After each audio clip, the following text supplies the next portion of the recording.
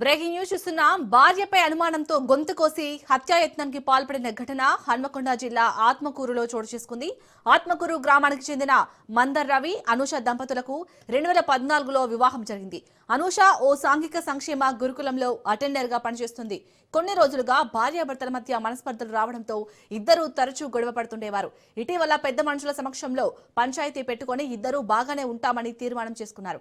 ఈ క్రమంలోనే తెల్లవారుజామున అనూష పనుకొని ఉండగా రవి ఆమె శరీర భాగాలపై కత్తితో కోసి అనంతరం గొంతు కోసి హత్యాయత్నానికి పాల్పడ్డాడు. అనూష కేకలు విన్న స్థానికులు గమనించి 108లో ఆసుపత్రికి తరలించారు. ప్రస్తుతం ఆమె పరిస్థితి విషమంగా ఉందని వైద్యులు తెలిపారు. పోలీసులు ఘటనాస్థలికి చేరుకొని విచారణ చేస్తున్నారు. అఖిల ఫోటోలు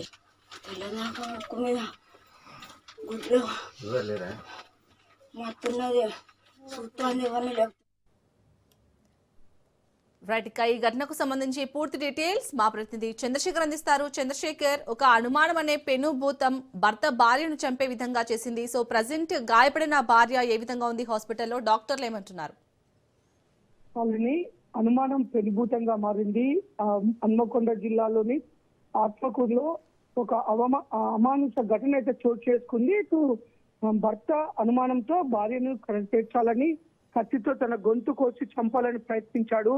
ఈ నేపథ్యంలోనే ఇటు హన్మకొండ జిల్లా ఆత్మకూరుకు చెందిన మంద రవి, అనూష వీరిద్దరు కూడా భార్య భర్తలు.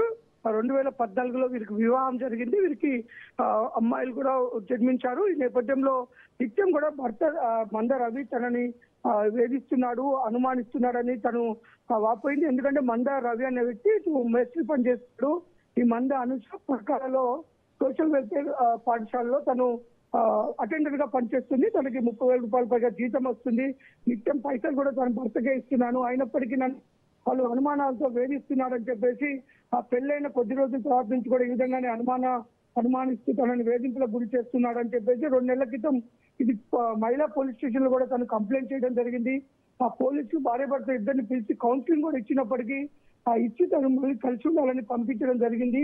ఈ నేపథ్యంలోనే ఇంకా అనుమానం అలానే ఉన్న వ్యక్తి తను ఎలాగైనా తన భార్యను చేర్చాలని నిర్ణయించుకున్నాడు. నిన్న రాత్రి పక్క రూమ్ లో మంద రవి వాళ్ళ అమ్మ వాళ్ళు నిద్రపోతున్న గమనించి ఇటు భార్యని చంపాలని ప్రయత్నం చేయడంతో ఒక్కసారిగా అనుష అరవడంతోనే వారంతా వచ్చినప్పటికీ కత్తి తీసి వారిని కూడా చంపుతా అని చెప్పి బెదిరించి తనపై దాడి చేశాడు. మెడ అరవటమే కాదు, వెనక వీపులో కూడా పొడవడం జరిగిందని చెప్పేసి ఈ లోపు గట్టిగా అరవడంతో చుట్టుపక్కల వారు వచ్చి రావడం జరిగింది. 108లో ప్రస్తుతం మంద అనుషను అయితే ఎంజంకి తరలించారు. ప్రస్తుతం కొంత తనకు చికిత్స అందిస్తున్నారు. కొంత ఆరోగ్యం అయితే నిలకడగానే ఉంది. పోలీసులు, ఆత్మకూరు పోలీసులు అయితే ఈ విషయం పైన కేసు నమోదు చేసి మంద రవిని అదుపులోకి తీసుకున్నారు. Shalini. Right, thank you Chandrasekhar.